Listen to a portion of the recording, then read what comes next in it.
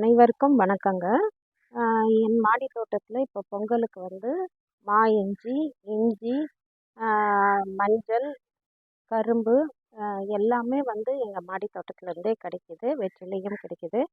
இப்போ வந்து இந்த மா இஞ்சியை பற்றி நிறைய பேர் கேட்டிருந்தீங்க. நான் ஒரு 3-4 பேக்கில் வந்து மா இஞ்சி வச்சுருக்கேங்க. இதுலேருந்து ஒரு வருடத்துக்கு அப்படின்னு பார்த்தீங்கன்னாக்கா ஒரு 4 கிலோ வரைக்கும் எனக்கு வந்து அறுவடை கிடைக்கிது. இப்போ மா இஞ்சியை வந்து எப்படி நடணும் அப்படின்னு சொன்னீங்கன்னாக்கா, மா இஞ்சியை வந்து நம்ம அறுவடை பண்ண அப்புறம் அதுலேருந்தே கிழங்கை வந்து எடுத்து ஒரு சிறிய கிழங்கை வந்து நம்ம ஊன்றி வைக்கலாம். நேற்று ஒரு பேக்கில் நான் அறுவடை பண்ணது 1 கிலோவுக்கு மேலே எனக்கு கிடைச்சிருக்கு. மற்ற பேக்கெல்லாம் நான் இனி தான் வந்து அறுவடை பண்ணணும். இப்போ ஒரு வருடம் ஆகுங்க இந்த மா இஞ்சி வந்து நம்மளுக்கு கிடைக்கிறதுக்கு ஊன்றி வைத்த அப்புறம். இதில் வந்து பார்த்தீங்கன்னா இது அறுவடைக்கு எப்படி தயாராகிருக்கு அப்படின்னு தெரிஞ்சுக்கணுன்னா இங்கே பாருங்கள். இப்போ நம்ம அடியில் ஊனி வச்சுட்டோம். அது பார்த்தீங்கன்னா இந்த பாருங்கள், இப்படி மேலே வரணும், கிழங்கு வந்து மேலே வரணும். அதுதான் வந்து சரியான பக்குவம் நம்ம அறுவடை பண்ணுறதுக்கு. உள்ளே பார்த்தீங்கன்னா நிறைய கிழங்கு இருக்கும். இது வந்து மஞ்சள் கலராக மாறணும். மாறிட்டேன்னா இது வந்து நல்ல முறையில் வந்து நம்மளுக்கு தயாராகிடுச்சு அப்படின்னு அர்த்தங்க. மண் கலவை அப்படின்னு பார்த்தீங்கன்னாக்கா நீங்கள் சாதாரணமாக செம்மண்ணோ இல்லை தோட்டத்து மண்ணோ யூஸ் பண்ணிக்கலாம்.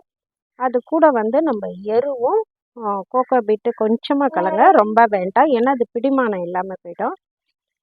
மாடி தோட்டம் அப்படின்றனால கொஞ்சமாக கோகோ பீட் கலந்துக்கங்க.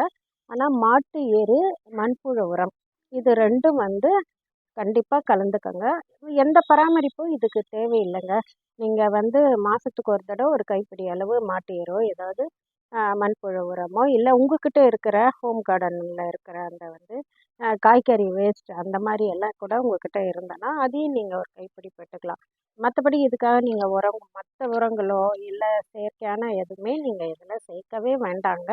இப்போ நீங்கள் ஒரு பேக்கில் நட்டு வச்சதுலேருந்து உங்களுக்கு கிடைக்கிறது 1 கிலோ தரமான மண் கலவையாக இருந்து நல்லபடியாக நீங்கள் அறுவடை பண்ணணும் அப்படின்னு பார்த்தீங்கன்னா ஒரு பேக்லேருந்து உங்களுக்கு 1 கிலோ கிட்ட கிடைக்குங்க. இதே நீங்கள் மண்ணில் ஊனி வச்சிங்கன்னா மிகுந்த அளவு உங்களுக்கு கிடைக்கும். நான் மாடி தோட்டத்தில் இப்படி தாங்க வச்சுருக்கேன். இதை பார்த்தீங்கன்னா உங்களுக்கு தெரியும். இதோ இருக்கு பாருங்கள், நிறைய வந்து நான் ஊனி வச்சு பயிர் பண்ணிட்டு வரேன். இப்போ எல்லாத்துலேயுமே கிழங்கு வந்து எனக்கு வெளிப்படையாக தெரிய ஆரம்பிச்சிருச்சு. இனி வந்து நான் ஒவ்வொன்றாக வந்து அறுவடை பண்ணிகிட்டே தாங்க போவேன். இதெல்லாம் உங்களுக்கு தெரியுது பாருங்கள், வெளியிலே நல்லா தெரிய ஆரம்பிச்சிருச்சு. அப்படி இருக்கும்போது இதை வந்து நம்ம கண்டிப்பாக அறுவடை பண்ணிடலாங்க. நல்லா இருக்கும். உள்ளே பார்த்தீங்கன்னாக்கா உங்களுக்கு மிகுந்த அளவில் உங்களுக்கு கிழங்கு வந்து இருக்கும். எனக்கு ஒரு பேக்லேயே 1 கிலோவுக்கு மேலே கிடச்சிருக்குங்க. இதுதான் வந்து நம்ம மண் கழுவை பண்ணி நம்ம வந்து இதில் வந்து மா இஞ்சி வந்து மிகுந்த அளவு எடுக்கலாம்.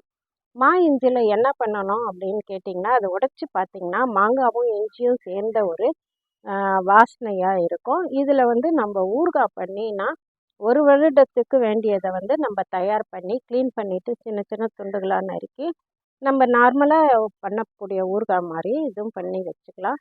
நானும் இதை வந்து ஒரு கிலோ அளவுக்கு வந்து நான் வந்து ரெடி பண்ணி வச்சுப்பேன்.